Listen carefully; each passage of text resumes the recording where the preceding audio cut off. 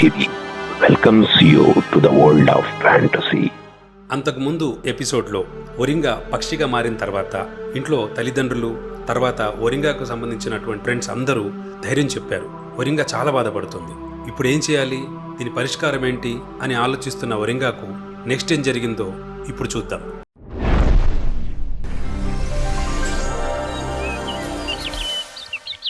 ఆ రోజు సాయంత్రం ఒరింగాకు బాగా ఇష్టమైనటువంటి బామ్మ ఊరు నుంచి వచ్చింది. వస్తూ చాలా పిండి వంటలు తీసుకుని వచ్చింది. ఇంటి తలుపు తీయగానే అందరూ బాధలో ఉండడం బామ్మ చూసింది. ఒరింగా ఒక్కసారిగా బామ్మని చూసి ఏడ్చింది.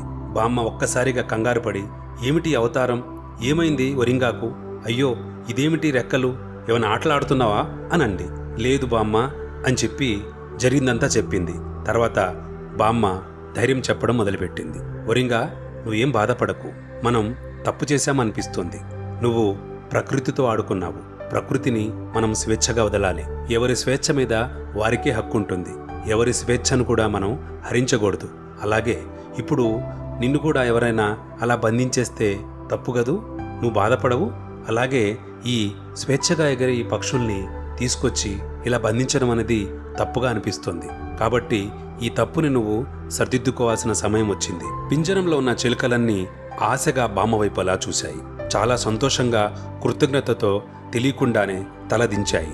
బామ్మ, ఆ చూడు ఒరింగా, ఆ చిలుకల్లో ఏదో ఒక ఆనందం కనబడుతుంది చూసావా, అంటే నేను చెప్పింది వాళ్ళకి అర్థమైంది, నేను చెప్పింది నీకు కూడా అర్థమయ్యే ఉంటుంది.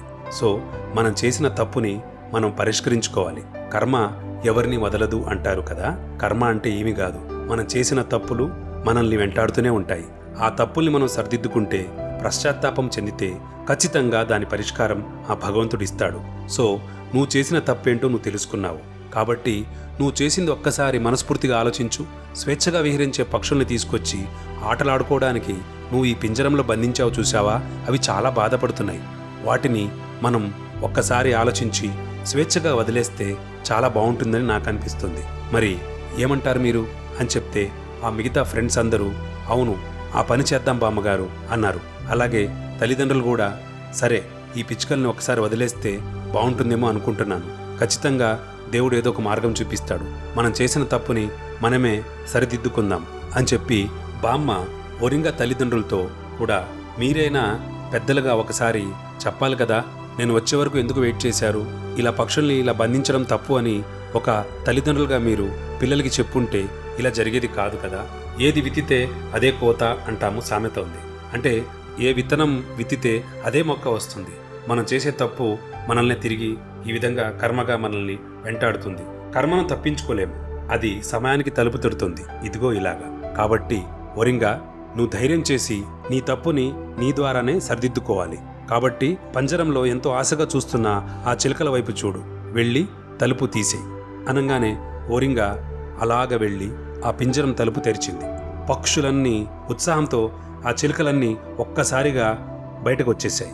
హాయిగా స్వేచ్ఛగా ఎగురుకుంటూ వెళ్ళిపోవడం బామ్మ ఒరింగా చూస్తూ ఉండిపోయారు. ఆ తర్వాత ఏం జరిగింది, ఒరింగాకు పరిష్కారం దొరికిందా, వచ్చే ఎపిసోడ్లో మళ్ళీ కంటిన్యూ చేద్దాం. అంతవరకు stay tune to the sparrow TV. Take care, bye bye.